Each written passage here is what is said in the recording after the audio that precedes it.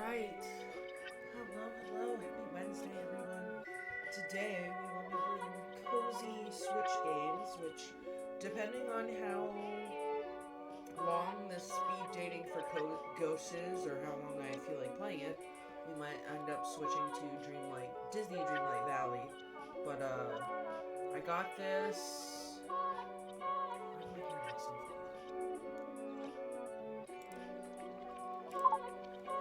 Every time. Okay.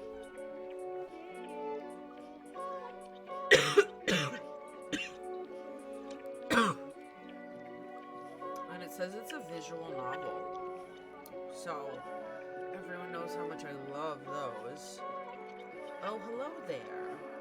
You must be here for speed dating. I am. Well, you are a cutie. Why's your head bent like that? My name's Fran. I run this little operation. Nice to meet you, Fran. I won't know. Oh, did I choose the wrong one? Shoot. We get all kinds of ghosts here. Nice ones, sad ones, a few spooky customers. It gets lonely being a ghost. It has been pretty difficult. It has. Wonderful. Then let's get started. We've got 3 rooms set up, each with their own super fun themes. You pick one and sit at a table. Okay. Then what? Another ghost who also signed up sits across from you. You'll have a few minutes to get to know them. Then a bell rings and you switch seats. A bell rings from somewhere. Just like that. In all, you'll meet 3 ghosts over 2 rounds. And at the end, you get to choose your favorite. If they liked you too, you go on a date. How's all that sound? Can't wait. First things first. What is it? What do you want? What's this? Choose your room. A room of palms. Why would I want to go to the room of black? No. Room of palms. That sounds fun. Plants, basically. It's like the basement of an old church. Oh.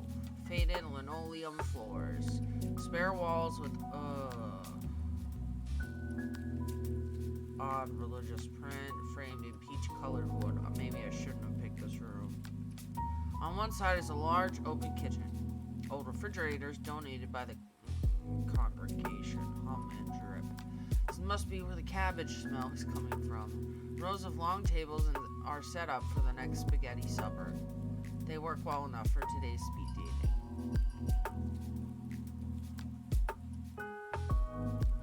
The bell rings and the ghost appears. Oh, you're something. Sup? I'm Riley. You're pretty hot for a ghost. You are one ugly motherfucker. Yeah, we're gonna go with thanks. No prob. Isn't it cool? We stayed the age we died. Makes dying young a little better.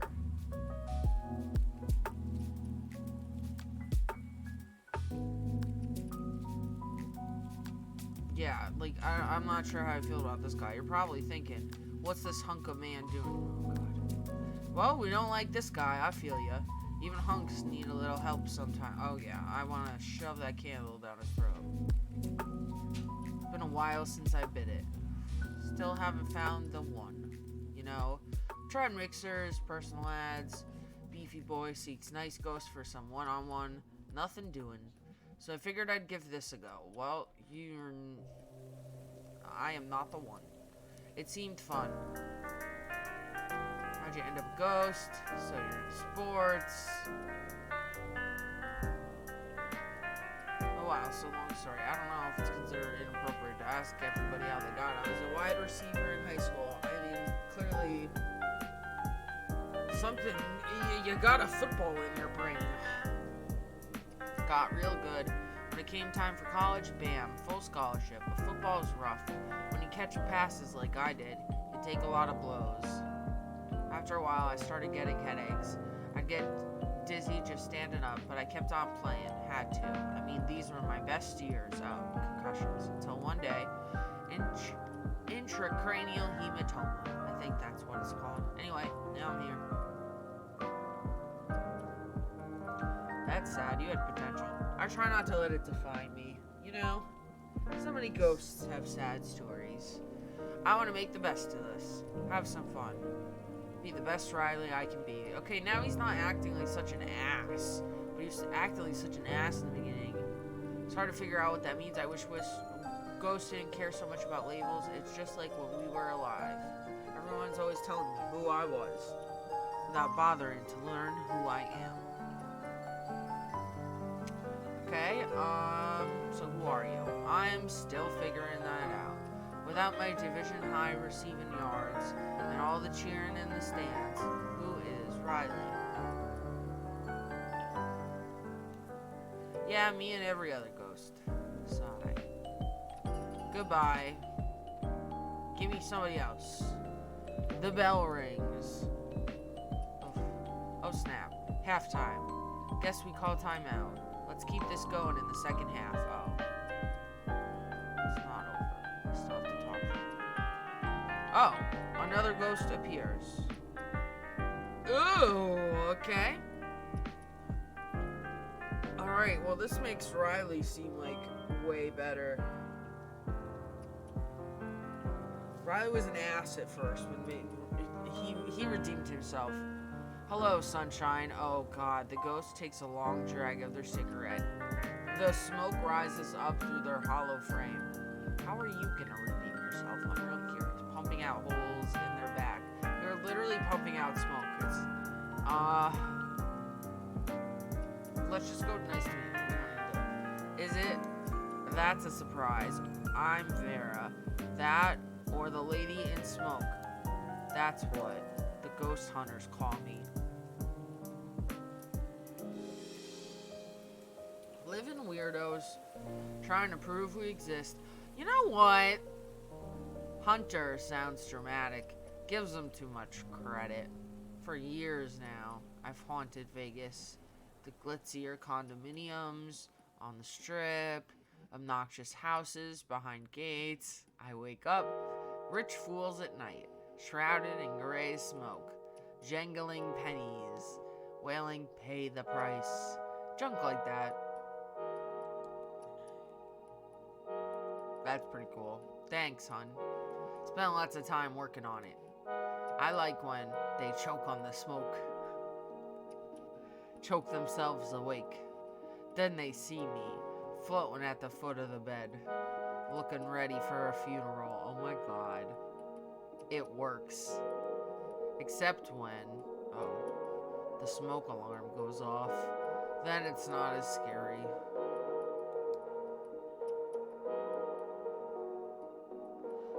Did you die in Vegas? So you're famous. You should disconnect the alarm. I was an executive assistant to this big shot casino owner. This was back in the boom. Everyone moved in post-war. Okay. By the early 50s, it was a wonderland. My boss was a real piece of work. Balding, bad suits, always eating peanuts, tossing back rye. He was obsessed with money, got it any way he could, and never let it go.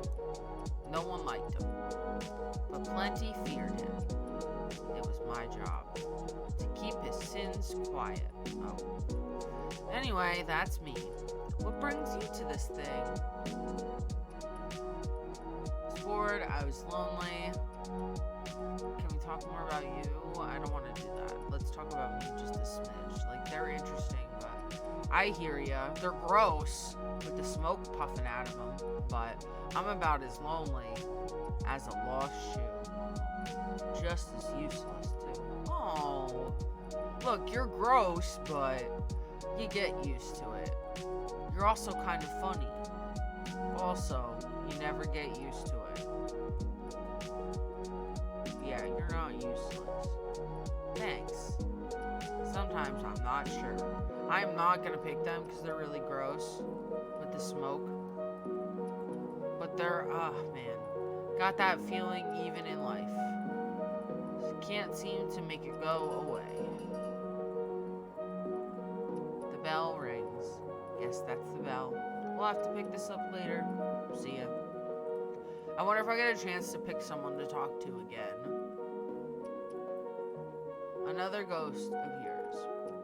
Oh, hello. Hey. Let's just go.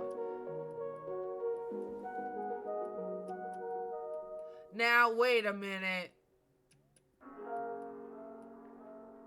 I'm Stephanie. You can't be Stephanie. But you can... This is so weird. You can call me Steph.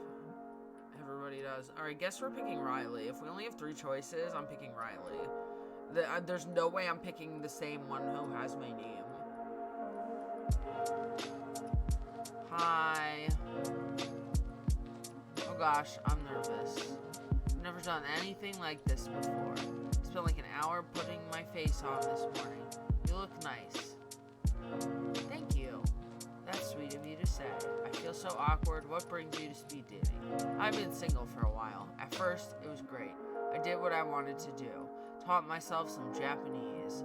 Played my clarinet every day without fail. Allowed myself time to get to know the real me. But after a while, the silence gets to you. My cat only says so much. I know what you mean. I resisted trying stuff like this. Speed dating is so awkward. Like, what do you say? My name's Steph and I play the clarinet. My name's Steph and I'm teaching myself Japanese. What if you think my hobbies are bad? What if you think I'm a weirdo? When you only... Okay, why is this literally me? When you only have so much time to talk, the first thing you say makes all the difference. It's hard not to judge. First impressions are overrated. You say that, but there's still gonna be that moment. The first time we see one another, the first time we hear each other speak. Those moments set the tone. Everything else is either validating that initial impression or trying to subvert it.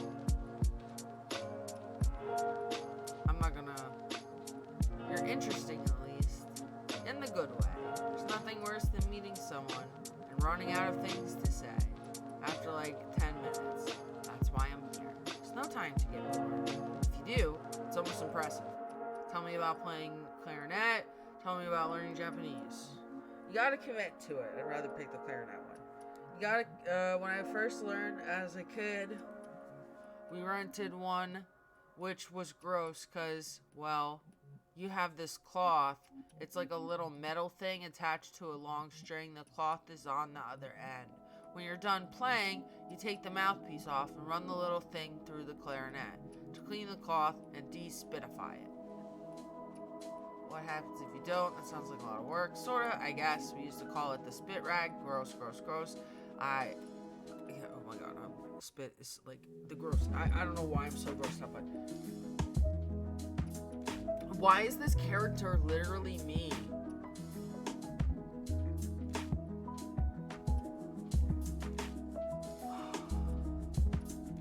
Not really. You don't miss it? I mean, I still practice every day out. Of course not. They're dead. They can't breathe, so they can't play. Why even ask that? Because you're dead. Because you can't breathe. Of course I can breathe. I'm talking to you, aren't I? But you're dead. Are you threatening me? Because that is super not cool. What?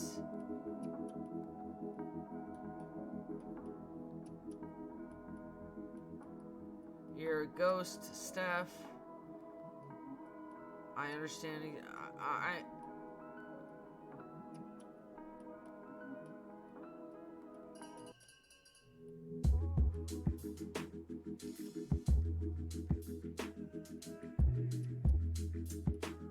Huh?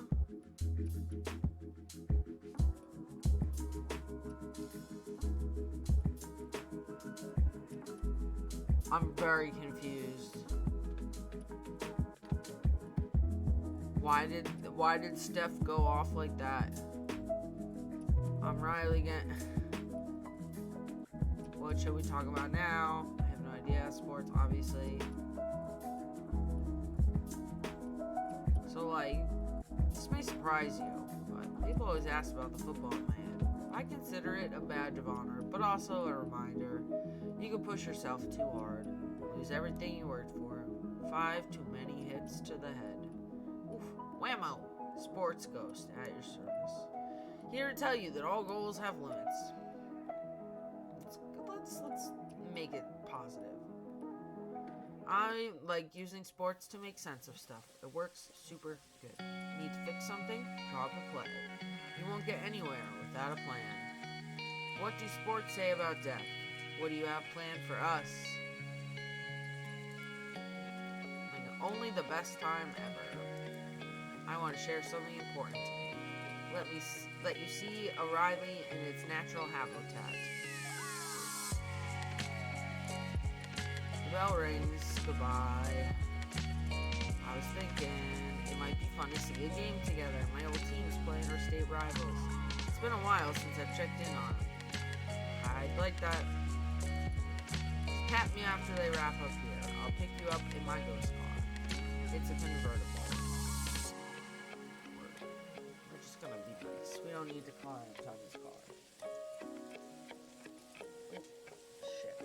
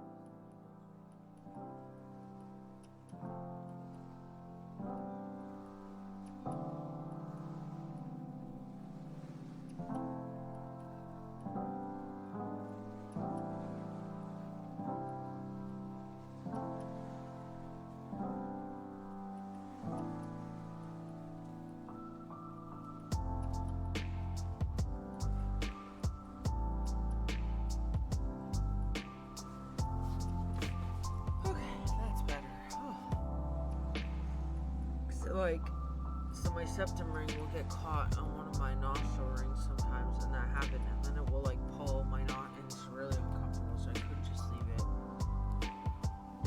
Good to see you back around. We already talked a bit about how I lived the Vegas life, my crooked casino boss. I'd like to tell you about how I died. Let's be kind.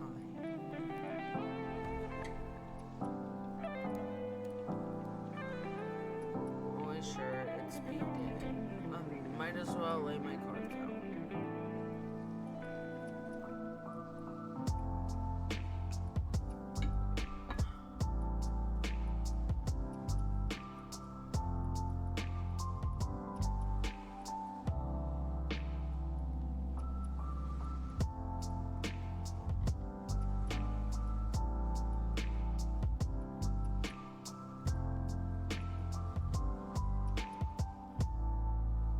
Girl off at a sitter, rushed over to the casino.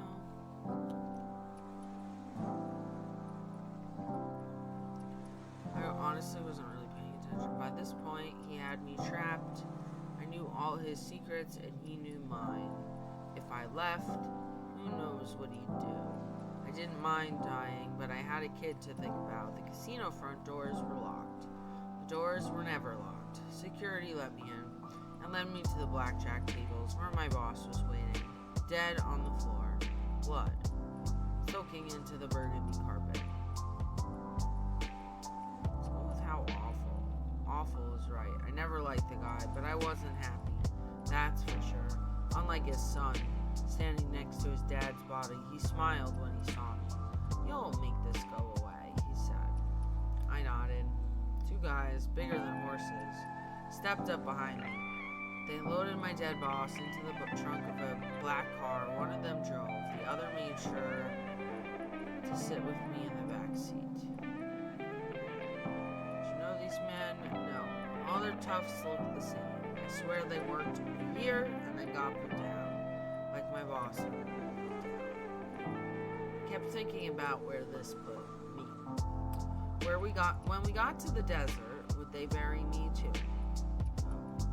They did. I watched as my boss, friend to the mirror, a builder, a legend, got what he deserved. A hole in the sand. To confront the sun, not a chance. By the time we got back to the strip, the casino was open, busy as ever, and the sun was out making funeral arrangements. A heart attack, that's what they called it. Sudden, unexpected, tragic. Horse crap. But how did you die? I went home alone, locked all the doors and windows, turned off all the lights, and waited. Nothing happened until I nodded off. I woke to an intense heat. Took a deep breath, sucking in hot black smoke. My lungs felt like they were burning. I couldn't see. Oh, that's right. They burned my home down after making sure I was inside.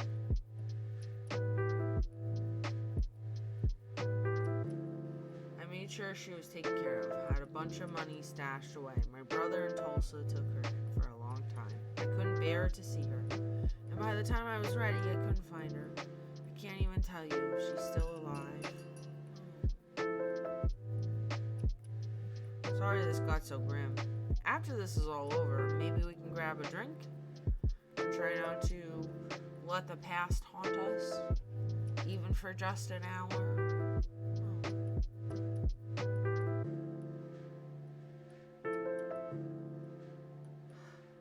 So, hey, Steph came to talk to me about what you said. No. As you may have already guessed, Steph didn't know she had died. When you said you're dead, she thought you were threatening her. I don't know how she went this long. Some deep denial at work, maybe. Anyways, she wants to talk to you again. But go easy on her, okay? I mean, the confusion. It's not fun. These mixers are supposed to be fun. Try to keep them that way.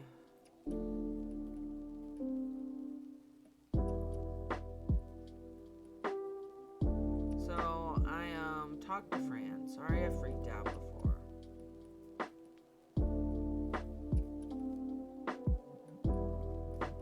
Apparently been dead for years. It's just so weird. I still feel alive. It doesn't make any fucking sense. Just like dissociated. Like the world is going on without me. Yeah, because you're fucking dead. It's a familiar feeling. I felt it a lot when I was alive too. What was your life like? It was difficult. Except, not really. Mostly life was pretty good. Good parents for sure. There was really only one thing wrong with them. They were cooler than me. When I was born, they were in their early 20s. They were into all this weird music. Artsy movies about ballet school witches and fantastic planets that were just creepy. My dad even smoked alternative cigarettes. While I was that dork with the puzzles, learning languages for fun. My parents were excited when I joined band. They thought it would help me make friends. Mostly I just like to practice alone in my room.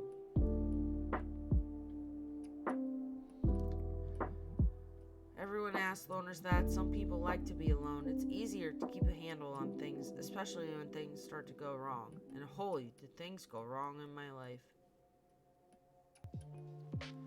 What happened? This is hard to talk about. Fran said we should just have fun. I had cancer. A brain tumor. It was bad. Diagnosed a week after my 19th birthday. I started getting headaches and feeling confused about things. Things would just look out of place. It's hard to describe. How long did they give you? They gave me a few months. Treatment that turned into a year. They said it was aggressive, so they had to be aggressive. Eventually, the symptoms subsided. It seemed like they zapped it, told me I was progression-free, whatever that means. I was allowed to go back to school, but I didn't. I retreated to my room. After so much time facing death, I had a lot of trouble facing people. Funny, huh? Now I'm facing death and people. The bell. I guess it's back out into the world now. I have a lot to figure out. It was nice to meet you. Thanks for helping me talk this out. If you hurry, you can catch up to her, see if she'd like to talk some more. Then again, a date with a ghost like Steph may not be the most exciting. Yeah, I don't know. Definitely not that one. Famous lady in smoke.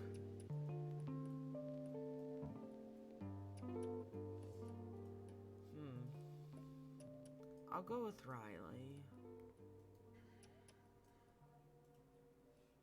Seems like I might be able to play this to play all three of them. Like go hang out with replay it 2 more times. Riley asked you to meet at Key Heights Field, his old stopping ground when he played football for Hexen Tech.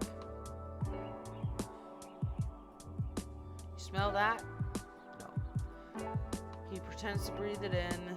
Smells like victory out here. Okay. And weed killer. Thanks for meeting me on a Sunday at this most holy place. My old team, the Phantoms, are playing our arch rivals, the Demons. The Phantoms need to win this game, offer some championship, just to maintain some dignity. They've had a sucky season. A lot of sucky seasons since I died, honestly. Not that I'm full of myself. You make your way into the stadium. This is a college football game in the Midwest. The stadium is huge, something the pros would be lucky to play in. There are thousands of people here to cheer on the hometown Phantoms. Riley takes you to the sidelines. Ghosts get great seats at sporting events.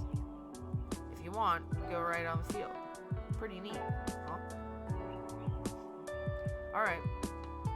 Phantom 0, Demon 0, welcome to the second game in our exciting late season doubleheader. The Hexen Phantoms have had a lackluster season to say the least, only winning 2 of their last 7 games. Hexen is looking to save face against bitter rivals Hades U and their Screaming Demons. Here we go. The Phantoms get on the scoreboard really early with a quick return and a smart pass for 6. Phantom 6-0. Demons. Nice. My guys don't mess around. We're not going to be mean about the game. They kick it through the upstairs for the extra point. Phantom 7. Yeah. Oh, did I call them upstairs? It's probably set up right. After a few turnovers, the Phantoms throw a long bomb. They make a spectacular catch in the end zone. What a play! Phantoms 13, Demons 0. Oh snap, another touchdown. The Phantoms try for the extra point. It's good. 14-0. Nice work with the kick. There's a lot of the game left. Totally. Anything can happen. And probably will. That's why I love football. The Demons are looking like a new team in the second half. I'd like to see them try to turn them around. They make a huge push to get within field goal range. The kick is long, but it's good for 3. 14-3. They gotta do more than that. Phantom ball, they go for a gutsy pass. Interception, ooh. That was a smart pass, guys. The Demons are brought down again within field goal range. After failing to get another first down, they have to kick it through the uprights for 3. 14-6. Another field goal? Don't worry. Still got this. What are you, a Demons fan? The plot thickens. The Phantoms are back on the offensive after a couple turnovers at midfield. They fumble the ball, the Demons pick it up and start a run. This is like how the Giants play. To the 50, to the 40, they break free, they're going all the way. Touchdown. Oh no. Ooh, 14-12. Going for the 2 right point conversion to tie it up and it's good. Oh no! See? Phantoms and Demons are now tied with just a few minutes left in the game. What an exciting turn of events. I gotta do something. I gotta help my team. They need to know they are good at sports. But a ghost secretly fixing things, that'd be unsportsperson-like. Even if they don't know what's really going on. Totally not my style. What if? You play for the other side. Even the odds a bit. Sure. 14-14. The Phantoms have possession. The young team watched their lead disappear. Now they've all but lost their momentum. Everything is pointing towards their stunning defeat at home. We'll see about that.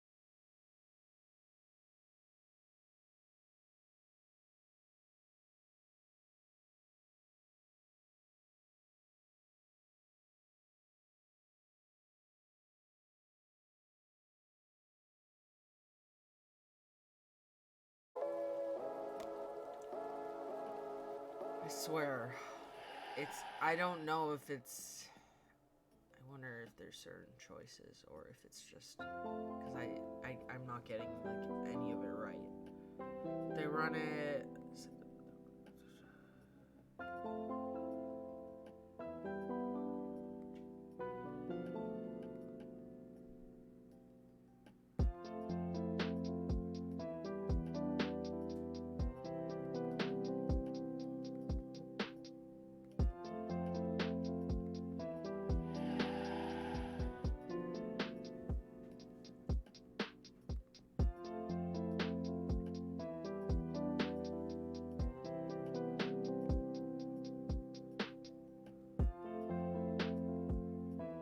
that was red.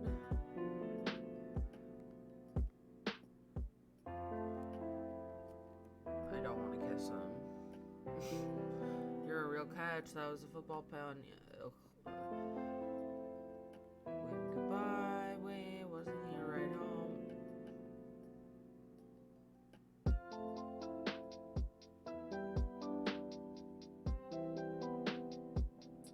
Well then, what's this?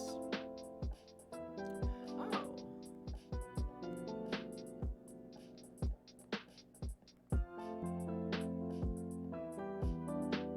Interesting. Let's go.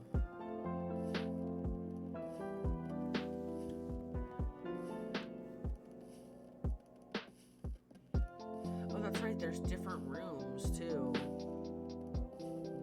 Let's try this room.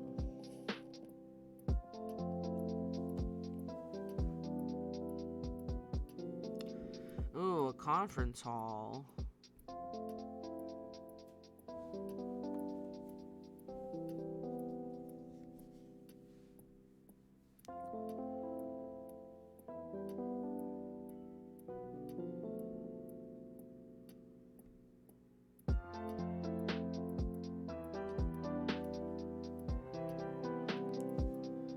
Kind you might see in an airport.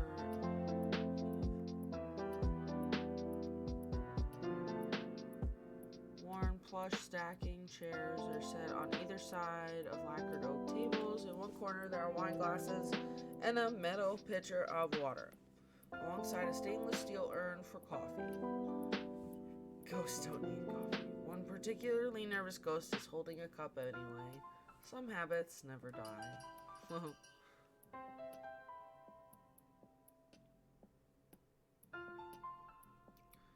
Bell rings and a ghost appears.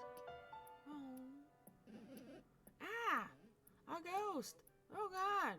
Sorry. Of course you're a ghost. We all are. I'm still not used to this whole being dead thing. I'm not used to it either. Nothing prepares you for this life. Except this isn't life. Post-life? I feel so lost. When I used to have anxiety attacks, I'd focus on my breathing. Listen to my heart beating. Now I can't breathe. I don't even have blood. What does that mean? I wish I knew. I think it's pretty neat. Take it one step at a time. Sounds like steps. Yeah, that's fun. It took me forever to learn how to walk on solid ground. When I first woke up after I died, I fell right through my coffin, through my own body, down, down, down, into the bedrock. It was so dark. Sounds awful. It was. I will never forget the confusion, the helplessness. I seized up. That stopped me from falling. It was like my whole body became corporeal, not flesh. Just like, you know, how if you can concentrate, you can pick up objects like that. Except I was the object, and the earth was holding me. It was so quiet there, stuck in solid rock. How did you get out? I pulled myself up, away from the heat below, sort of clawed my way to the surface, through the earth. I felt the rock moving through me. Ah! The bell rings. Oh, that was just the bell. Thank you for listening. I guess we'll talk more in a bit. Hopefully the other ghosts are as nice as you.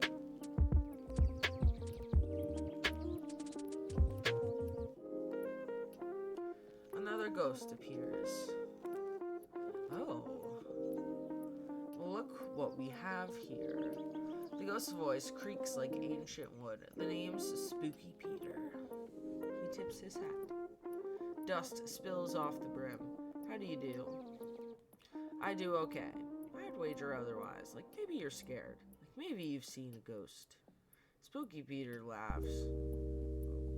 Or coughs. It's hard to tell. You're definitely spooky.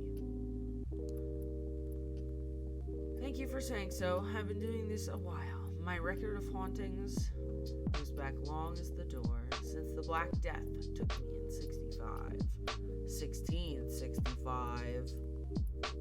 I thought the plague was earlier.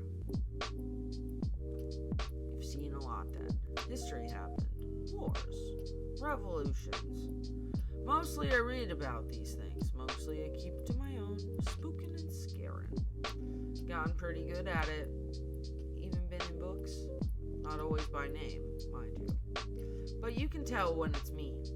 The top hat, the fear, all hot, sick. Nobody spooks him like Spooky Peter. Are you the devil? I try my best. Do you?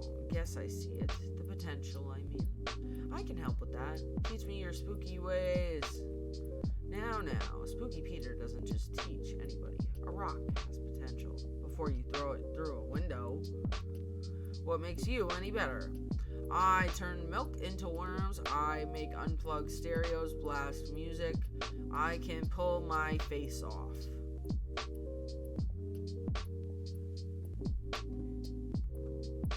Grosser fare, eh?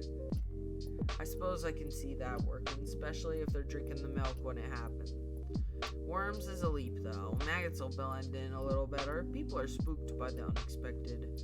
Messing with something familiar like that, it can be pretty spooky for sure. No way are they going near milk again. Spooky Peter laughs. Or coughs. It's hard to tell. So, how's that for a lesson? Basic, useful. What else you got? Useful. Good. There's more where that came from. If a legendary spookin' is what you're after. And Spooky Peter's gonna take you under his wing, so to speak. You'll need a solid foundation. It's all about knowing your audience. A good spookin' is in the details.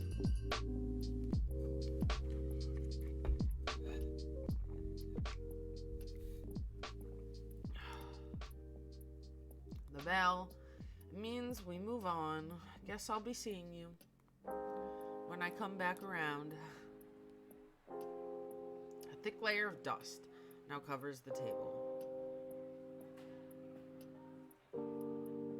Another ghost appears. Oh my god, it's so cute. Want to make some money? Excuse me, maybe doesn't everyone? Do you want to make some money? Dollar bills, cashola, you know the stuff. I understand what money is. Good. Then you understand why I want more.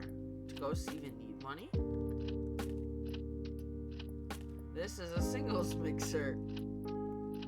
Yes, it certainly is. And I'm looking for eligible, accomplices. The name's Leon, by the way. I rob banks. Don't judge. Oh. I was like, Leon might be something. Leon is a robber, a bank robber. You rob banks. Nice to meet you. I'm not interested. Yeah, I hear ya. Who robs banks? I sure don't. Wink, wink. I'm serious. Then don't rob a bank with me. My team needs to be committed 100%. Eyes on the prize. You clearly don't have what it takes. You'd probably get us caught.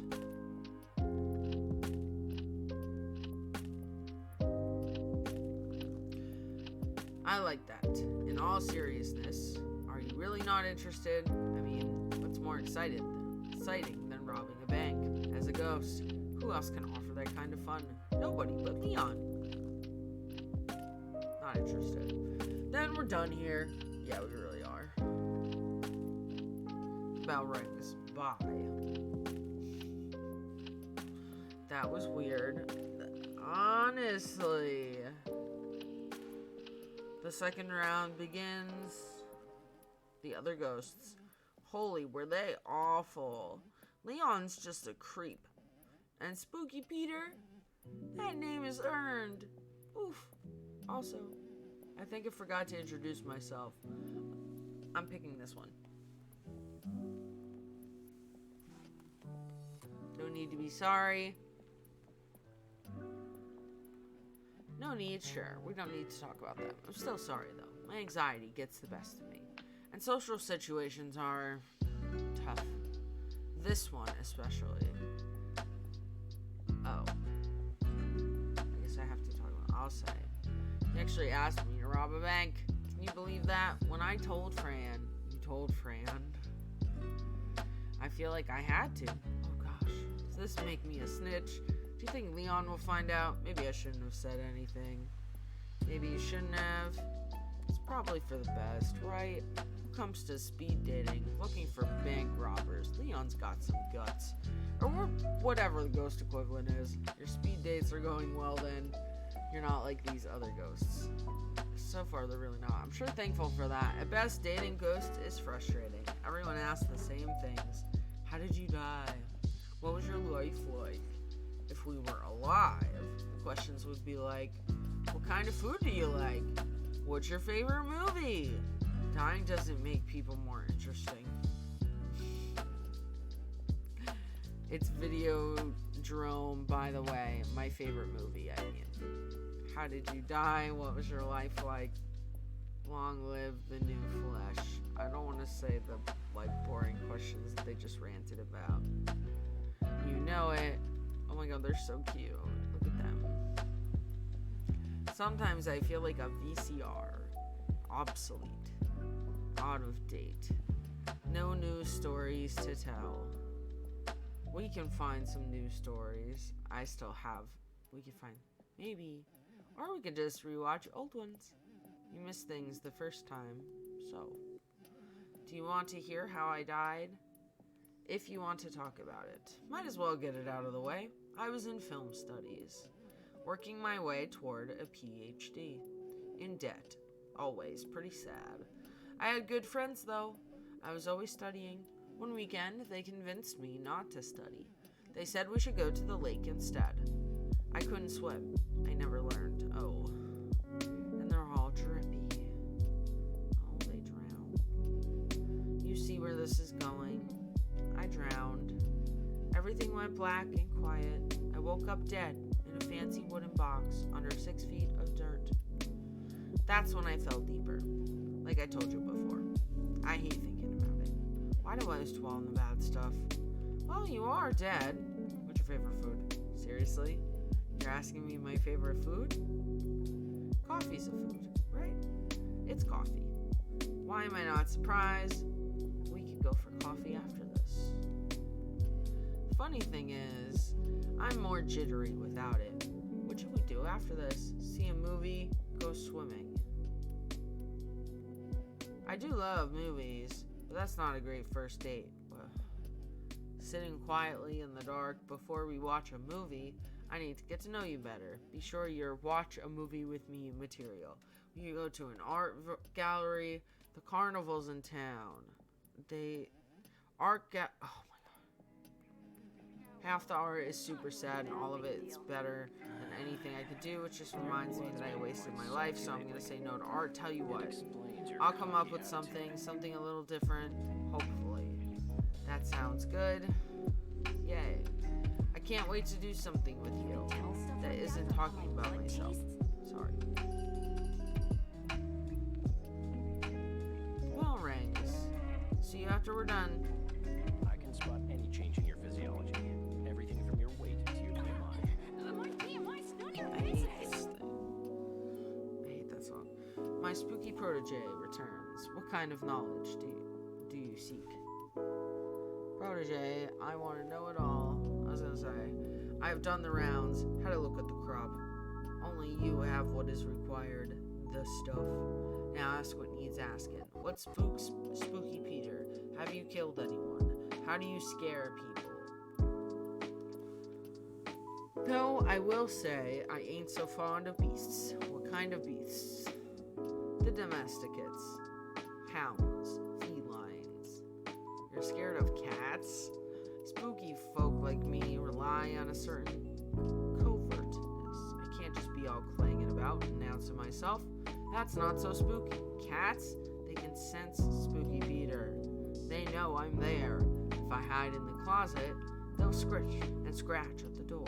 They'll start yowling, even run around in the dark to wake the owners, I wager. It's trouble, let me tell you. A real impediment. Spooky Peter wheezes. Something's rattling around in there. Are you okay? Pay the rattle, no mind. I died with it. It stays with me. You ever been to the mirror world? I have. What's that? The place beyond this, but the same as this. You've seen it. But always looking in. Oh.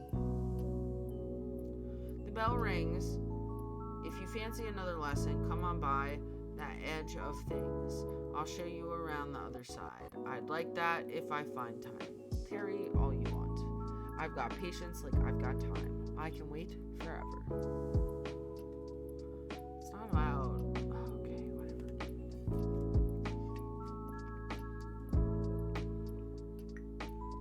Okay. About Leon. Did Leon mention anything about robbing a bank?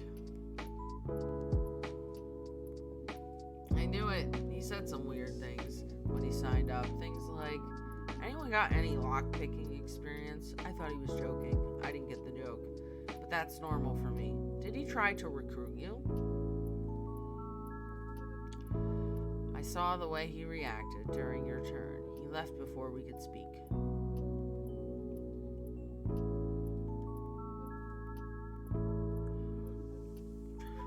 At a ghost speed dating event, my ghost speed dating event. I'm sorry about this, and I appreciate your time. I hope the rest of your dates are more stand-up than stick-up. Noticing a pattern of there being one ghost that is a little problematic, that like you ends early for one reason or another. I know. Well, thank you again for participating. Ghosts like you make it all worthwhile. Okay, Fran. Fran, you're precious. It's time to choose your date. I love this for me. Bye, Leon. You're horrible. Why was Leon even a choice?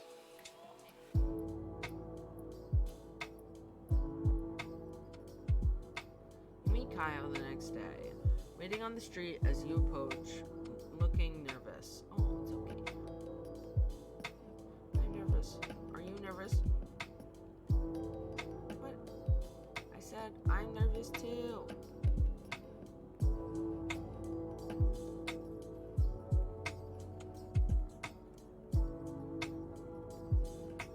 If you're nervous, maybe I'm right to be nervous too. Oof. You ready to go? Sure am. Middle of nowhere. No, literally. I know, because we're ghosts. The middle of nowhere could mean something weird. Just come with me. Kyle takes you to the woods, deep into the trees, far away from any paved roads. Did you know I made greeting cards for ghosts to give other ghosts? Happy anniversary of your tragic end. I'm happy for your loss. That sort of thing. It's just a hobby. You stop at a particularly barren patch of prairie land. Everything is frozen over. The few clusters of trees are stripped of their leaves with branches like bony hands. Squat birds huddle together for warmth near a frozen lake, while a dry, biting wind blows through. Isn't it great out here? I come here to think, watch the birds, listen to music. There aren't many souls here, just the birds and the wind. I see why you like it. I can be myself here. No one bothers me. I don't need happy things to remind me that I'm not happy. I need sad things to remind me it's okay to be sad sometimes. That's a nice way to put it. It's exhausting to worry like I do, but I'd rather embrace my sadness. then just ignore it. Sadness is a real thing, as real as we are anyway. So, I embrace it. Come with me. I want to show you something. Leads you away from the lake toward a pocket of trees. Among the poplars and pines is an old house. The wood is gray and brittle. The roof collapsed long ago. The house is a tiny thing. When it was standing, it had just a single room. Inside, the floors are rotted through and covered in layers of bird droppings. In one corner, a wood-burning stove is rusted through. There's not much else. An entire family lived here. Kids were born here. People died here. And then it was abandoned, left to fall apart, lost among the trees. Now it's my home. Love what you've done with it. I would never change a thing. It's perfect. Yeah, I'm not gonna tell them it's not theirs. Who am I to tell them it's not their house? Let's let it be. This is as far as I will ever go now. And you know what? That's fine. Everything's fine. Okay.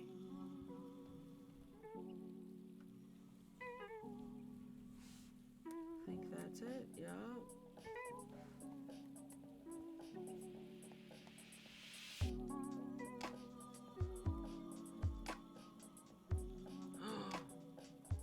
Wow.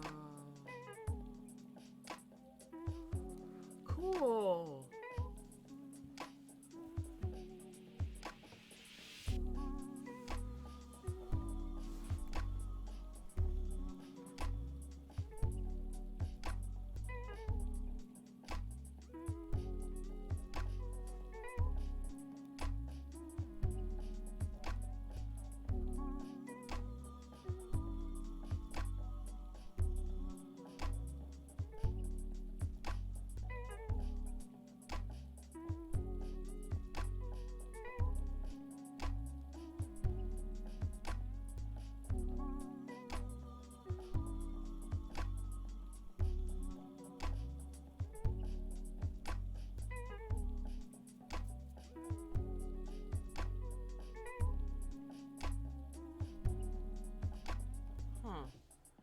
That's really cool.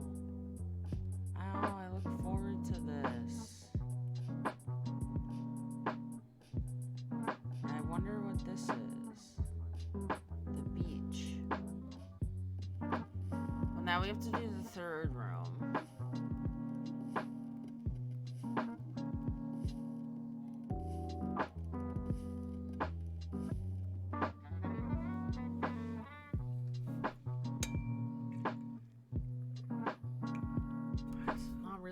At all. It's more of a garden. Oh! Sun beats down as you squint to see what's growing. Rows upon rows of yellow and brown plants, drying and rotting in the sun. What fruit these plants produced shriveled on the vine, but there's a peace to this place. The crickets are chirping, and well beyond the garden, a train passes. You sit at a table opposite an empty chair. Oh, how nice.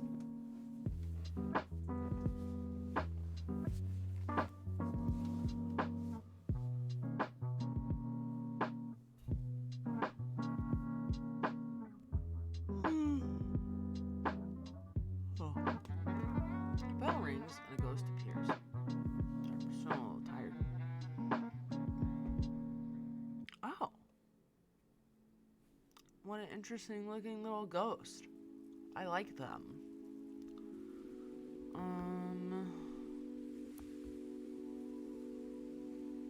I was like, why isn't the store showing? I'm a ghost. Ooh. Totally. Isn't it great being dead? It is pretty neat. I'd rather be alive, right? Being dead is the best way to live. I'm Drea. Like, dead, obviously. Nice to meet you, Drea. I'm also, like, dead. Let's go. Nice to meet you. Square. You're not very nice. Hey, I'm cool. Sure you are. That's not your Pontiac in the... Weird. That's weird. Quit being weird. So, like, what are you into?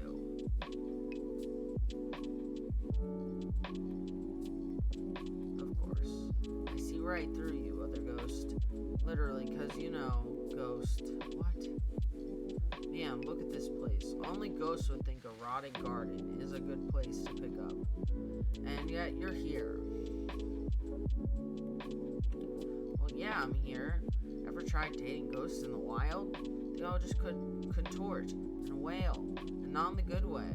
What are you into? My ex was a nightmare. Let's go with that one. I assume you mean a literal nightmare. I've gone out with all kinds. Pretty girls in dresses who carry their own heads.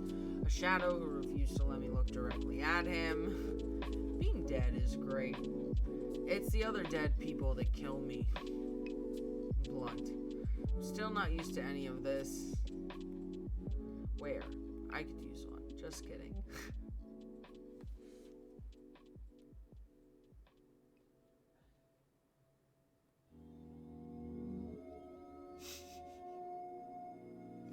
Wow, Ghost.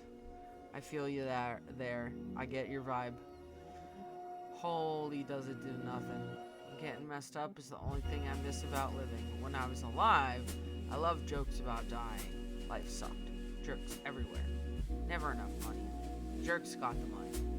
I'd be all, the best way to die is now, before death does me in. Should at least buy me dinner. Jokes. You know. But now that I am dead, it just feels right. Like maybe it was meant to be. Which I guess makes sense. Since we all die in church. Okay. That'll be a no on this one. Antler Ghost ring, that bell thing. Jeez. That means we change places. See you in a bit.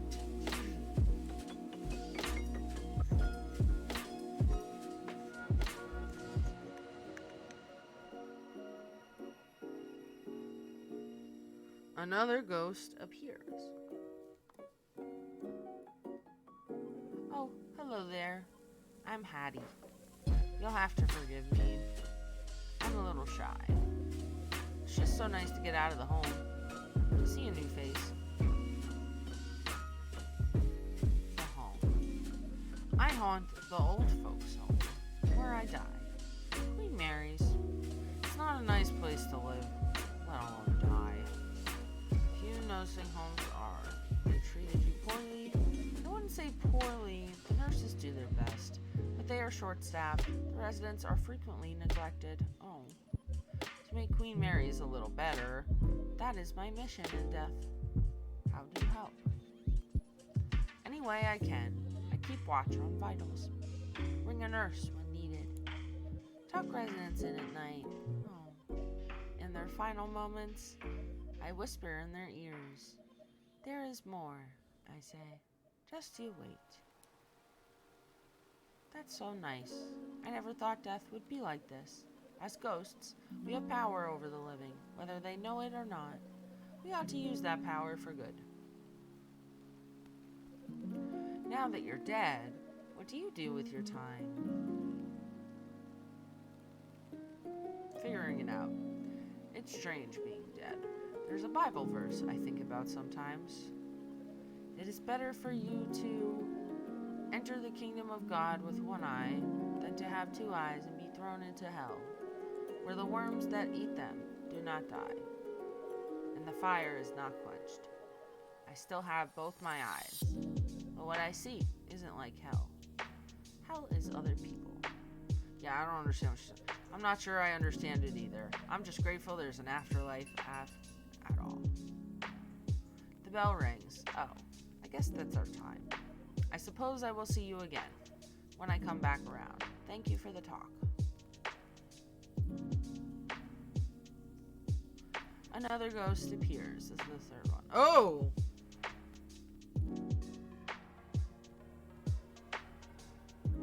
I don't like this one. The ghost says nothing, only stares. What is it you require?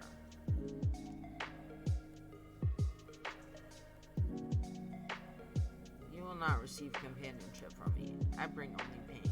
Okay, like a memory that haunts them. Why are you here?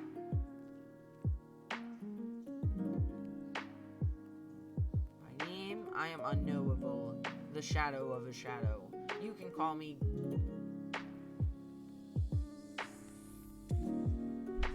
Gary. That is who I was, who I used to be. Tell me about Gary. Gary was a simple man, an accountant, common. Gary liked the patter of rain, baseball games, and decaffeinated tea. What happened?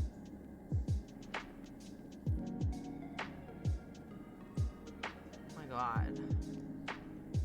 The ghost's eyes grow wide.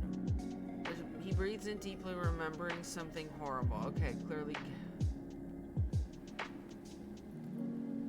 The knife. Oh, I still feel the blade. The life draining out. Emptied. An empty space where once there was something. Now cobwebs. A draft. Who killed you? I do not remember. Can you help me remember?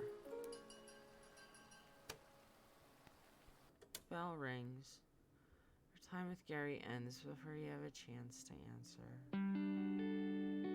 Man! Perhaps if you get to know Gary a little better, you can help him.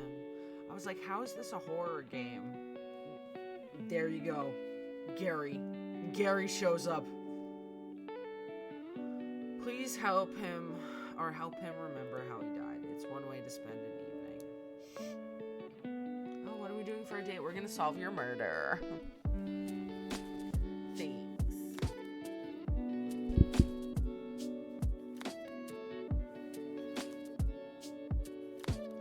Alright, we're not choosing you. Everyone's so flipping gloomy here. I keep thinking who died, everybody. That's the joke. You know that's the joke, right? You should just go freak out, some flesh bags, give them something to be afraid of. You're gonna do better than me here or anywhere. Most ghosts are sad as heck. Oh, lots of boring ones too. Do you know a lot of ghosts? What makes a ghost cool? Did you really ask that? If you're cool, you're cool. You just are who you are. You're not trying to wear someone else's bedsheet, you know? I've only met a few ghosts like that so far. Mostly ones I meet at punk shows. It's great because you never need a ticket.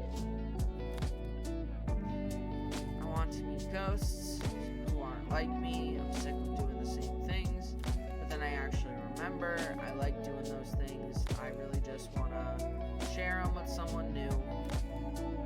I know I probably sound pathetic. You are... Pathetic is not the word I would use to describe you. You suck, though.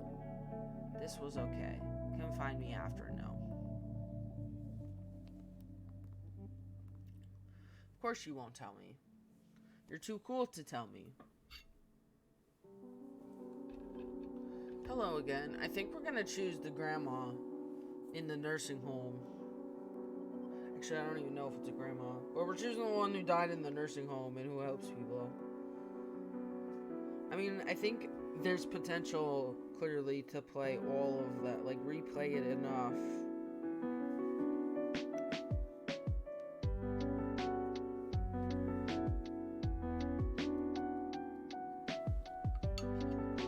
How's the speed dating going? Is it everything you hoped it would be? You're my favorite so far. Honestly, she really is. There's some weirdos here. It's just impressing me. No need for flattery, but I mean it's true. We're already getting along fine. There's something different about you. A light. I can literally see it glowing in there. In your guts. Just don't let it go to your head. Dying has shown me there's still a lot to learn. Always something new worth knowing. Eddie looks at the garden rotting around you. Do you like gardening? I love gardening. Not really. You and whoever tends this garden, she chuckles to herself. As far as interests go, I'm afraid I'm pretty boring. Beyond growing things and helping people die, there's not much more to me. I suppose I like true crime and making jam. Is jam something that interests you? Wait, you like true crime? Yeah. Oh, heavens, yes. Like a lot of folks from my era, I started with Capote. But he was a little too literary for me. I like the gory details. David Simon and Edna Buchanan, especially. Who do you like to read?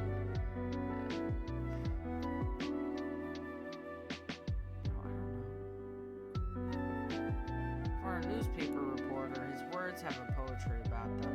Which is your favorite David Simon book? This one. Oops. Thought everyone knew that. I don't know anything. Either you're lying or making fun of me.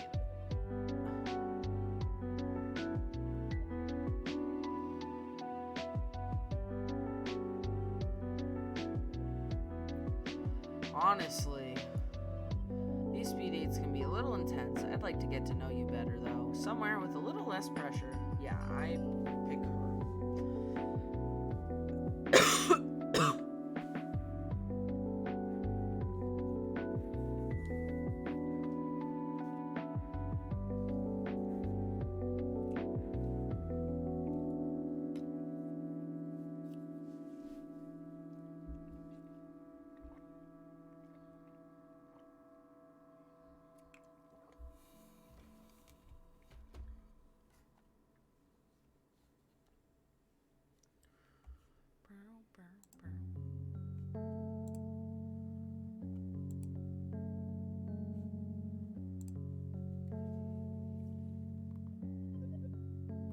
The bell. I'm due at the nursing home. Oh, you want me to join you? It's not as exciting a date as other ghosts might offer, but it has its rewards. Someone dear to me is taking a turn for the worse. I'm afraid he only has a few days left. I want to make sure he knows they won't be his last.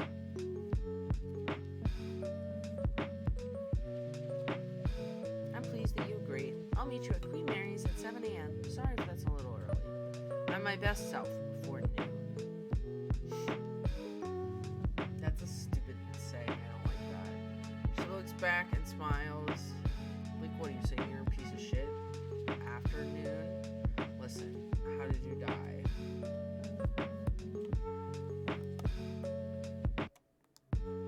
That is fair. I only recall slivers of my last moments alive. Emotions, work, a shadow along the wall. I know these memories are important. I do not know how they fit together. Tell me about work. Tell me about the shadow. Tell me about the emotions. Let's talk about the work. A place. Wood that creaks. The musty smell of old books. The clack of counting machines. Our office. Our accounting practice. Is that where you died?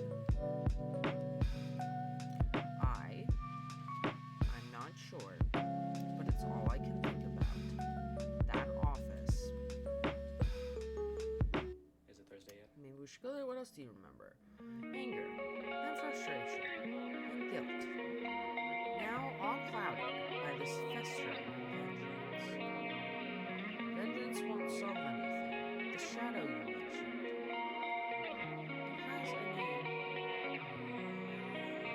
Oh, why can't I remember its name? Gary's eyes looked so threatening when you first met him. Now they look sort of sad. Maybe we should go to your old office.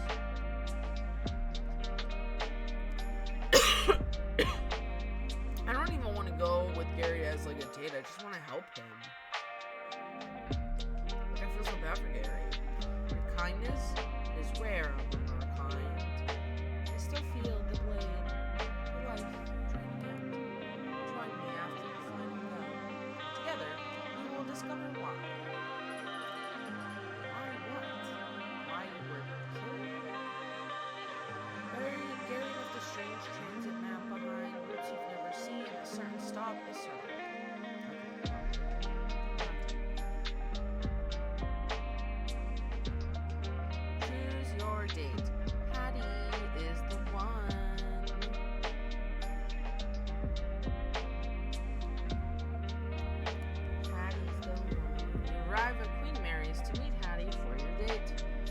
7:04. We're a little late. Looking around, this could be any nursing home. Yellow walls, stained-drop ceilings, supply carts line the corridors alongside the old empty IV store. The sun's not quite up, but the residents sure are. Walking the halls to get a bit of exercise, chatting over weak decaf in the dining room next to reception. We came.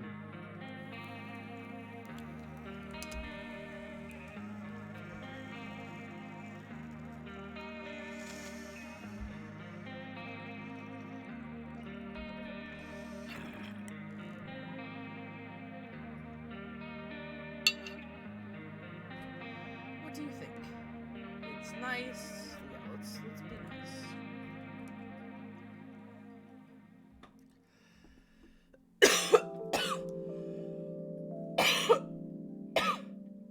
I just love it here.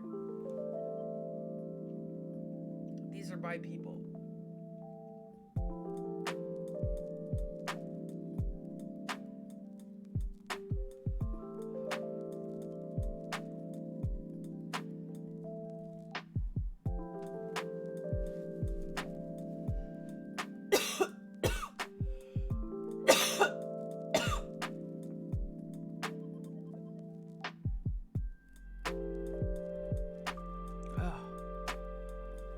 Sorry, until I get my breath back, I'll read.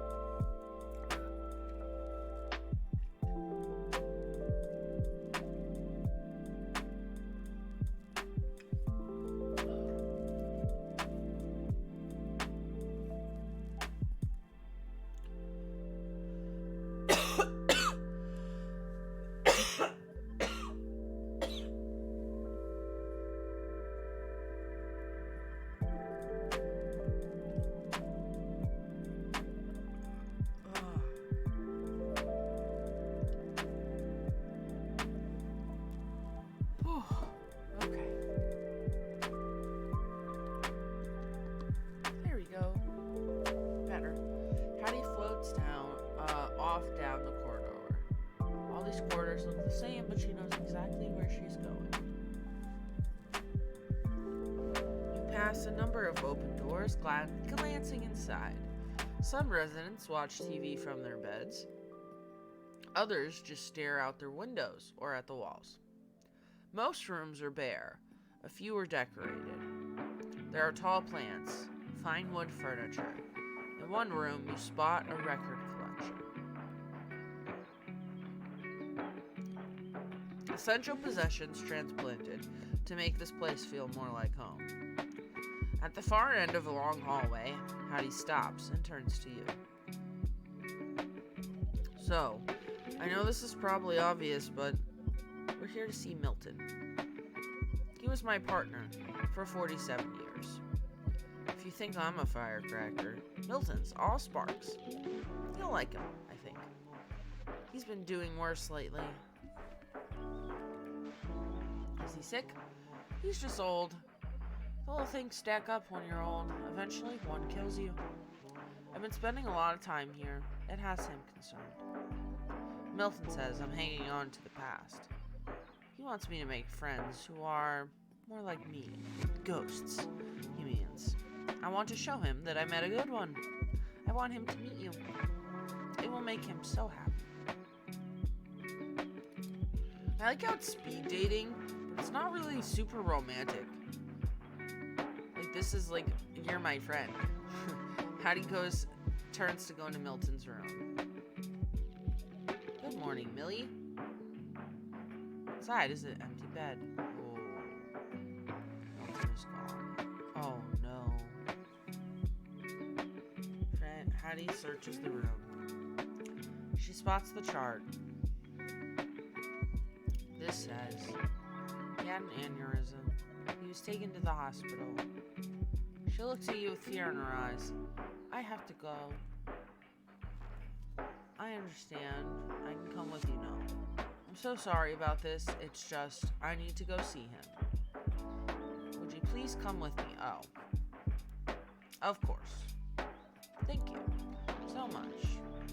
I'd like that. I know it's a lot to ask. but I'm scared to do this alone. Glitched or something. You arrive at the hospital. She floats. Find the room. A reedy old man with a thick mustache lies in the bed. It's quiet, except for the steady whoosh and click of the machine by his side. A ventilator connected to a tube run down his throat. The machine is breathing for him. Oh no, Milton. She looks around as if he might have already left his body. They were supposed to let him go. Says he was found unresponsive, no signs of brain activity, but I still feel his presence. Don't you? I don't know. Well, where is he? Is he lost somewhere? Is he trapped in there? Oh, Milton. His sister has power of attorney. He didn't want this. He signed a form that said, "Do not resuscitate." He didn't want this. Patty looks up. I'm sorry I dragged you here. I know this must be quite awkward. If you don't mind, I'd like to be alone with Milton now. I understand. Thank you for understanding. So much more in my love.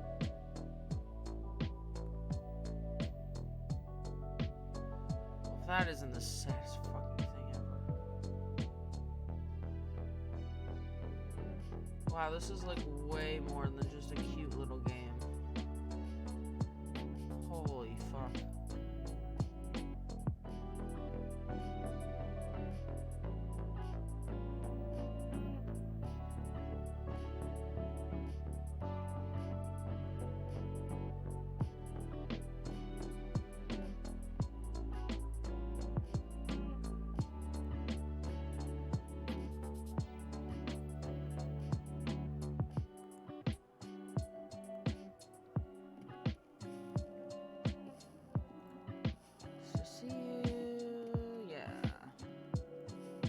So now I can go back to where I started, go on a date with somebody that isn't Riley. Just to get.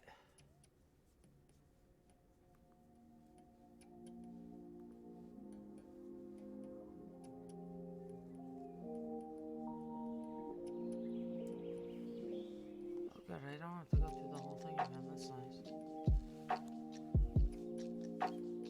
Go hang out with Vera.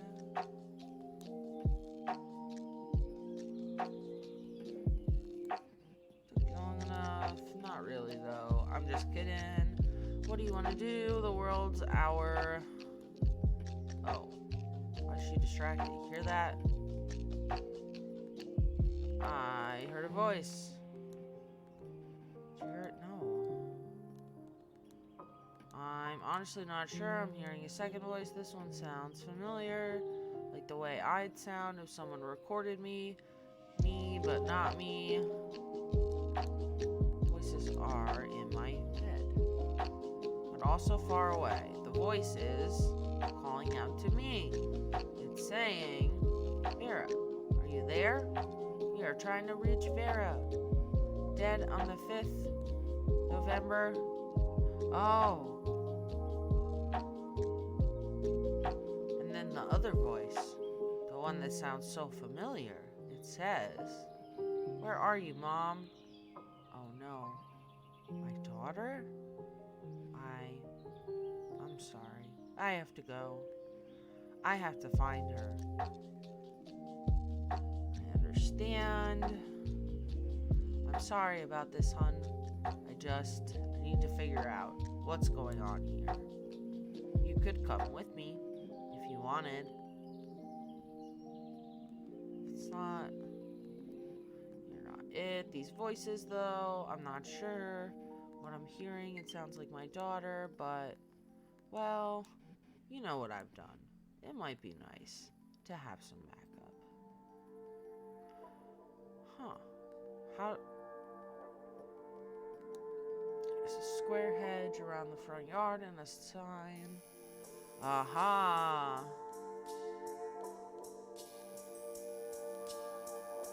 Know the future. Know yourself.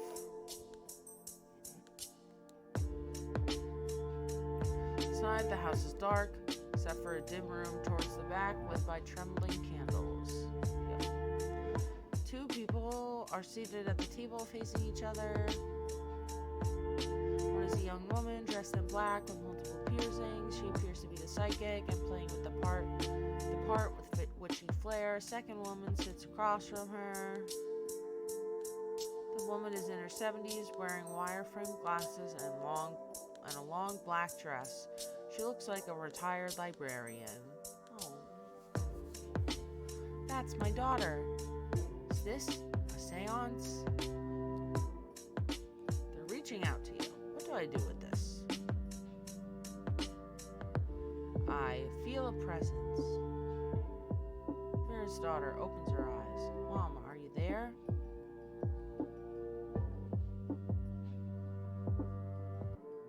Her mother is here. She may not be able to speak, but she is listening. Mom, I sense two presences. Two? Yes. One is unknown to me. The psychic breathes deeply. You may now ask your mother a question. Perhaps she will respond. Mom, it's Jane. I need to know what happened.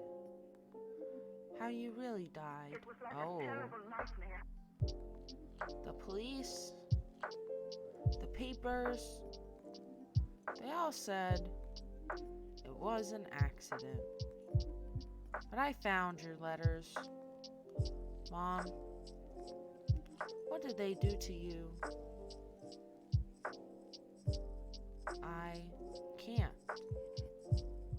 I can't tell her what happened. It's too hard. Can you say something? I need her to know. I'm out there. I'm just not sure I can do it.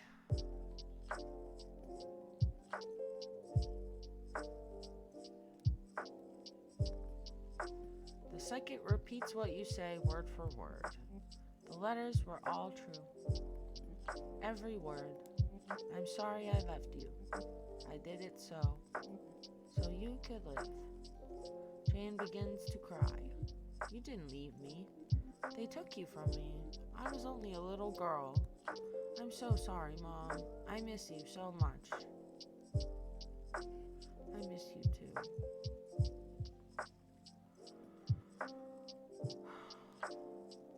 That fucking sucks.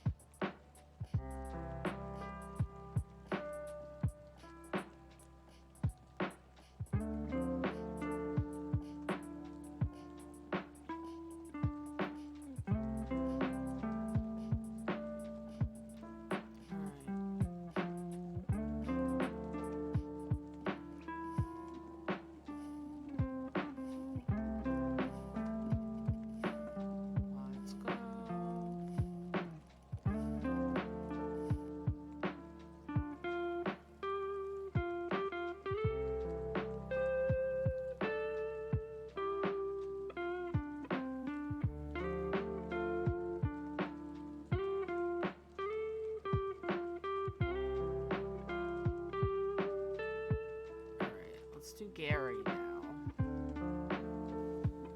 Hello?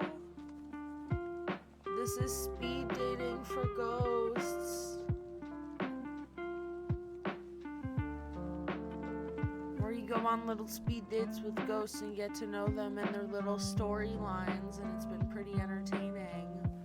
You arrive at the bus stop where Gary asked to meet. The last bus went by hours ago. Still, there are other ghosts waiting for something. One natters to herself like a squirrel. Another is on the ground, arms around his knees, rocking back and forth. The third ghost has his back turned, staring silently into the darkness. Excuse me. It's Gary. He's wearing a bow tie. Oh, I wore a bow tie. You look nice. I wish to look respectable. One must look respectable when meeting one's end, even for the second time. Also, I thought you would like it. I love it. Gary smiles briefly. We're going to the place where I died. The office where I worked as an accountant. Under the tracks, where the trains grind and the walls shake. The dead end of a crooked drive. Sounds spooky. Yes, spooky. A dim purple light washes over Gary's face. The dead of night bus has arrived. This bus is not sanctioned by any city. Its driver is a wisp, a fragment of a broken spirit trained to perform repetitive tasks. You and the other ghosts get on the bus. There's no fare. You've all paid the price.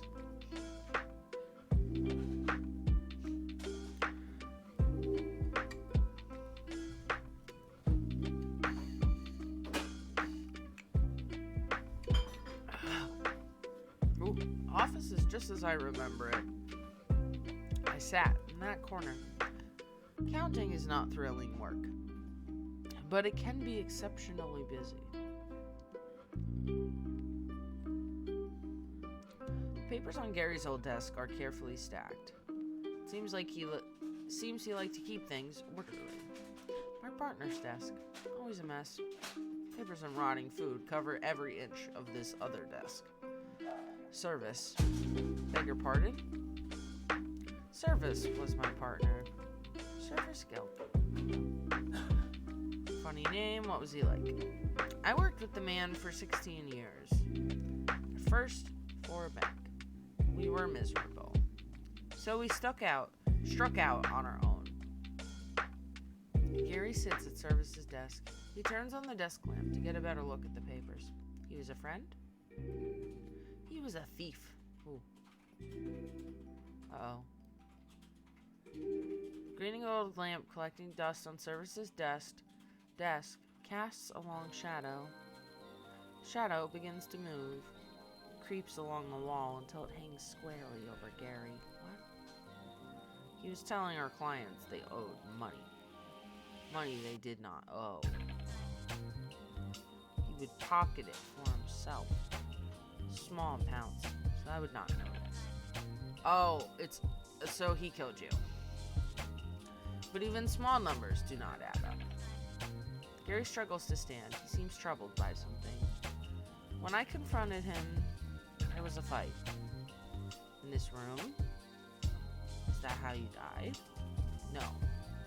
It is how Service died. Oh. Okay. I killed him!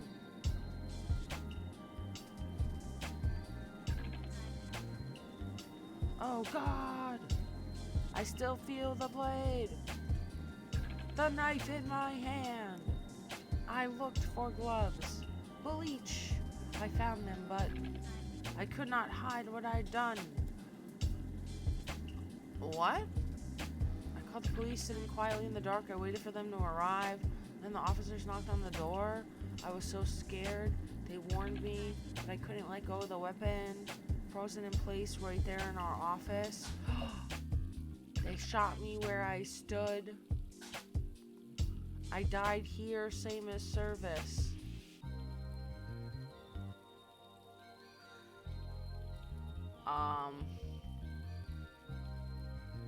Yeah, let's go this one. I am haunted by an act of vengeance, not the need for it. I am sorry for bringing you here. I am sorry I am not good. You are right. Sorry is reserved for those who are not. I must carry this burden, atone for my act. Take comfort knowing Service is out there, somewhere, perhaps seeking his own vengeance. I suppose it is only right that I give it to him. Gary is gone. The office is dark again. On the wall wall you see a portrait, two smiling men, Service and Gary, the day they opened their firm.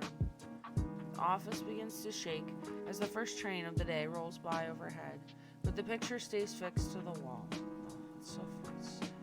These stories are sad, dude.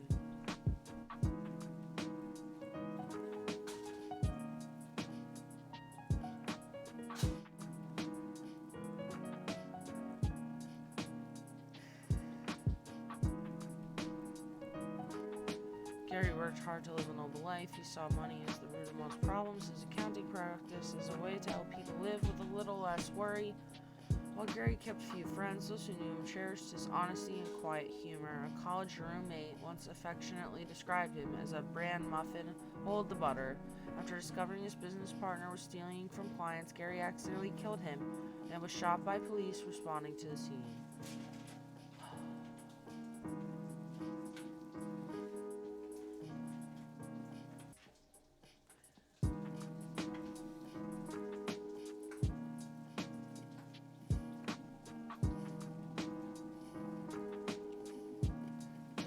I can't remember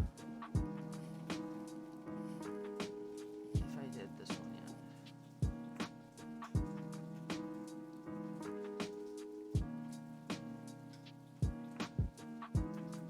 Oh, I think it did, but it's fine. Yeah.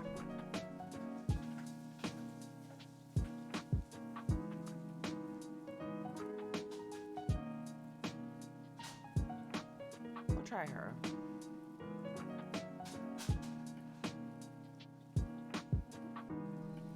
hate you. This is gonna be sweet. Takes you.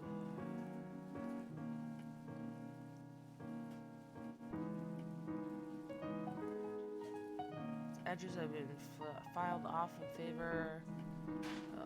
Front door is fresh shaded red, and there's a pretty nice car. My place when I was just another flesh bag. Really? Yeah, really. What? You're surprised? When I was here, it was way better. There was a pawn shop over there. Where that garbage Java Joy is now. They always had good tapes. Now it's just coffee.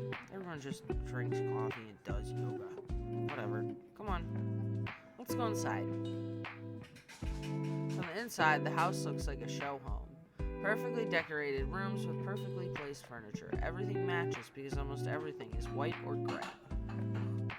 They get cleaners, pay them like nothing, and complain when they don't wash the walls. Ceramic letters hang on a yellow accent wall. Live, laugh, love. No. This is the garbage I'm talking about. Live, laugh, love. Spew, barf, puke. Drea starts to rearrange the letters. Evil. Ghoul, and then that leaves Wow. What does that spell? Veil. Does evil ghoul veil mean anything?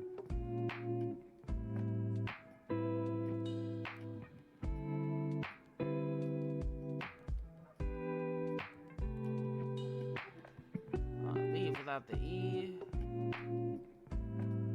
Yeah, I don't know.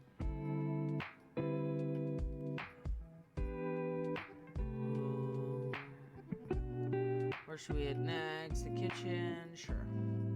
Plenty of fun. Induction cooktop, smart fridge. Ugh. I don't understand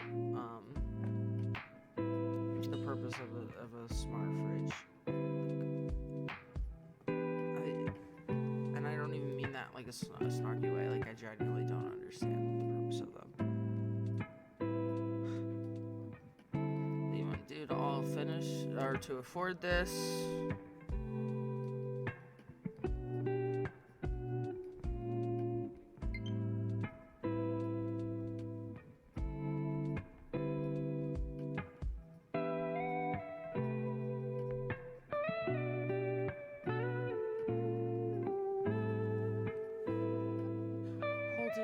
Pay dirt. Oh boy. Inside the fridge is the biggest plastic container of kale, rows of extensive looking juice. Oh, marked to cleanse, can't choose. Juice.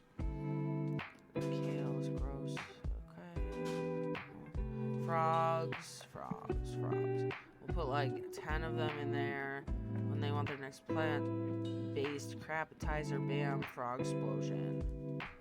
10 live frogs appear in the kale. 5 minutes. Okay. Bad spooking. Comes in real hand. There's a click. Uh-oh. It is interesting, Abir. All the ghosts have different little storylines. Drea drags you to the front room just as the couple who lives there opens the door. They don't notice anything, so they take off their shoes. See the letters on the wall. He stops talking. She looks up to see why. He points to the letters rearranged on the wall, and they proceed to freak the fudge out. They run away, not out the door, up the stairs, straight to the bedroom. For all that work, I knew we should have done the bedroom. Sigh. Guess they weren't gonna run straight to the fridge anyway. This was still super good. Best time I've had in forever. Maybe I'll see you around sometime? Absolutely. You never know. True facts. Maybe it's your kale I put frogs in next time. That sounds dirty. Ugh. You're left alone in Drea's home. Upstairs, the couple is loudly trying to convince the cops they called that ghosts are real. Eventually they give up and admit it was probably just neighborhood punks. That's your cue to scram, Sheesh.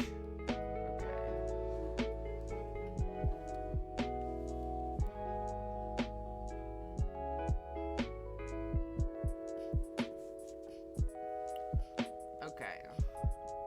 We didn't learn anything about how she died.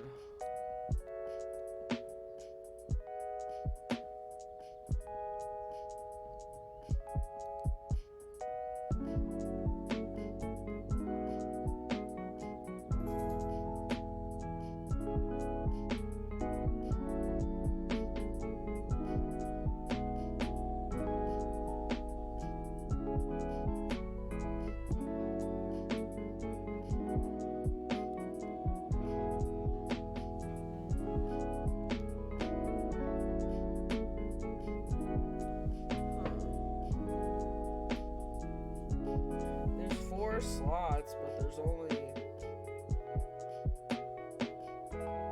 2 more ghosts to choose, I think.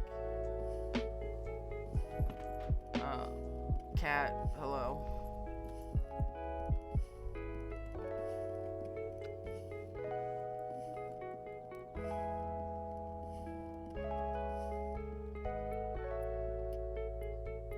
Doing, baby boy?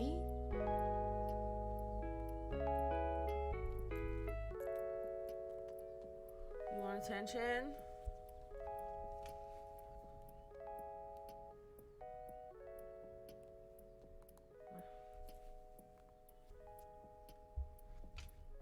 Oh, I can't do Leon.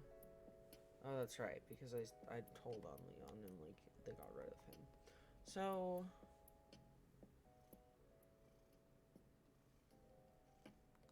how do I guess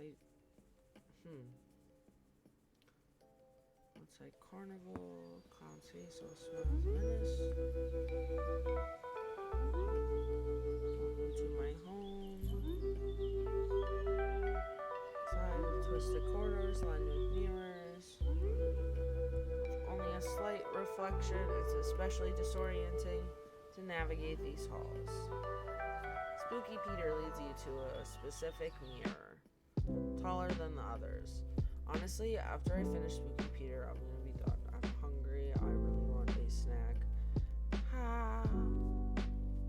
I'm tired. Bruce's face is concave as if to pull in everything around it.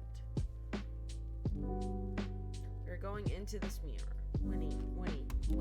Okay.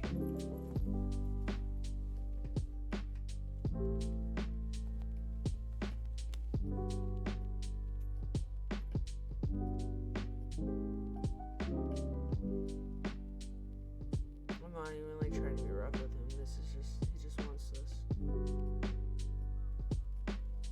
This wants to be held like this.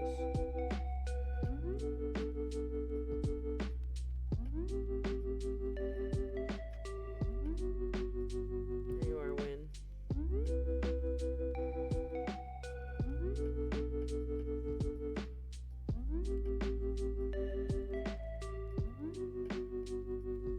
Winnie. Oh my god. Apparently this is not good enough. He has to press his face into mine. I don't know if you guys can see that. I love you so much, but I'm just trying to finish this.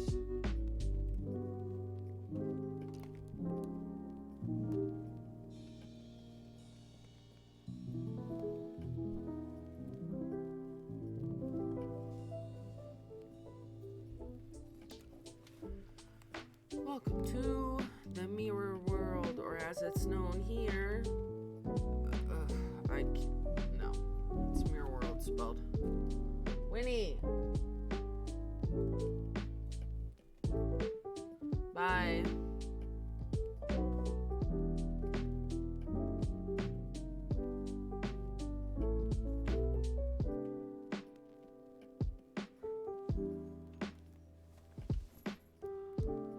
Do you see the eerie green? That is what happens when an image reflects itself. It takes on an eerie green. The more times a reflection is reflected, the greener it becomes. Just like this. It's pretty green. Thank you. Do not be afraid. Nothing here can hurt you. In the mirror world, the physical laws are upended. Am I really here?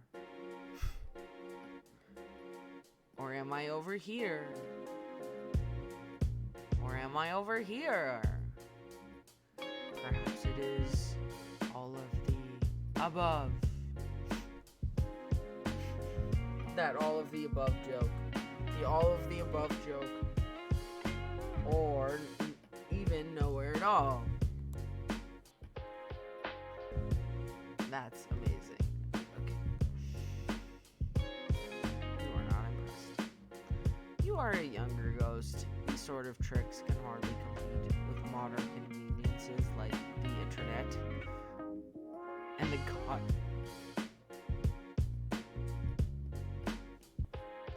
cotton gin. Yes, the internet and the cotton gin, so similar in their, the ways they advanced technology. One and the same, really. Come with me. The spooking hour approaches.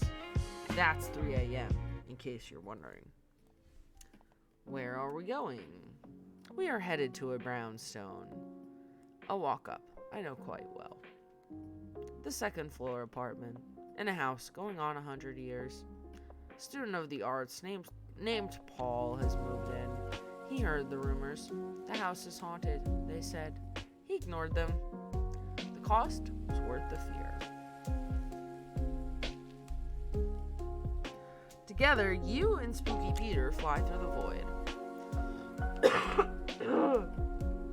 passing countless mirrors in reverse, each peering into a life still being lived. Interesting.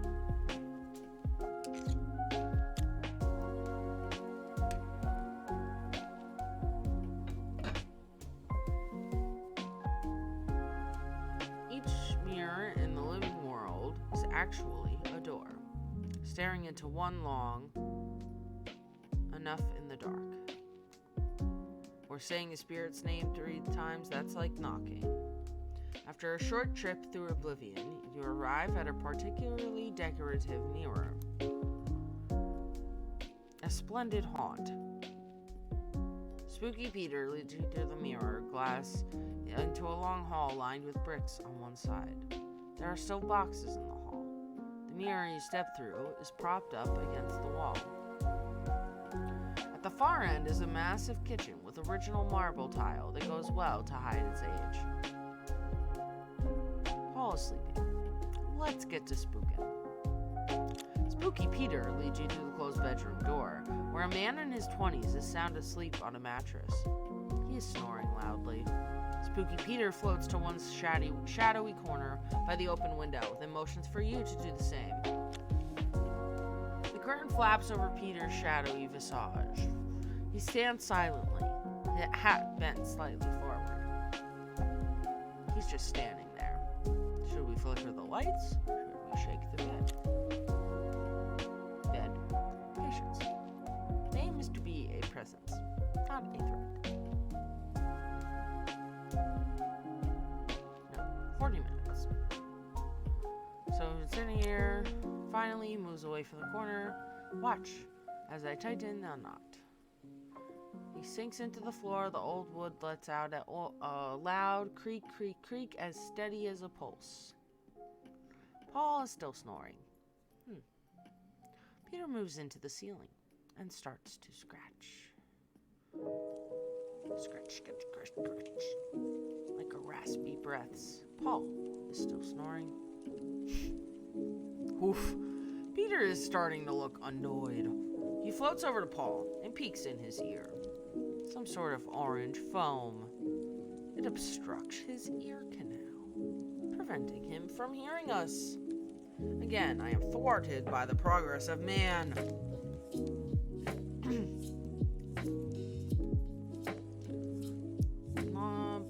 Above, it leaves a long vertical line in the plaster.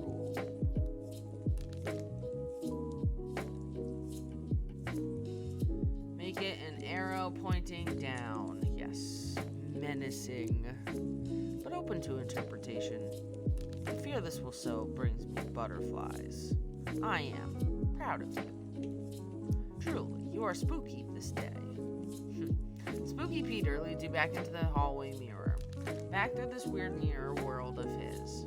A fractal realm on the dull side of the Tane. What he said. Eventually you reach the mirror that leads back to where you came in. Well, this is me. Thank you for your company. This was fun. I am pleased. Before we return to the physical world, I should warn you. Time behaves differently in the mirror world. What may have felt like hours was in fact years. A decade has passed since we began this date. I speak in jest. It's barely been the length of a talkie. The look of fear on your face. Spooky Peter spooked you good. He tips his hat to say goodbye. More dust falls off the brim. Guess I'll be seeing you. A breeze picks up and the rest of him blows away. Goodbye, little spooky Peter. Sorry, that was fun.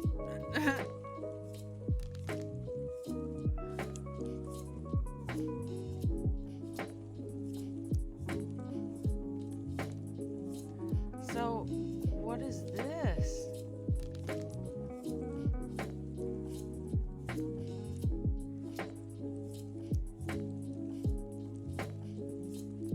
Race date data. Does that mean... Whoa. You clicked erase date data. Are you sure you want to do that? You'll lose all your progress. You'll start from scratch. Never mind.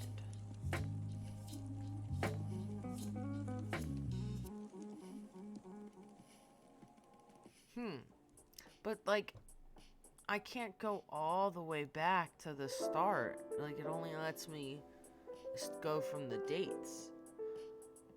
Which is interesting, but okay. That's gonna be it for tonight. I will be back on Friday evening. Maybe I'll play a little more of this. I'm kind of feeling like it's time to go back to Disney Dreamlight Valley. There's been a couple updates, so I think it would be good to check those out. I know it's low battery. I know. Thank you. So you guys have a good one. I will see you on Friday.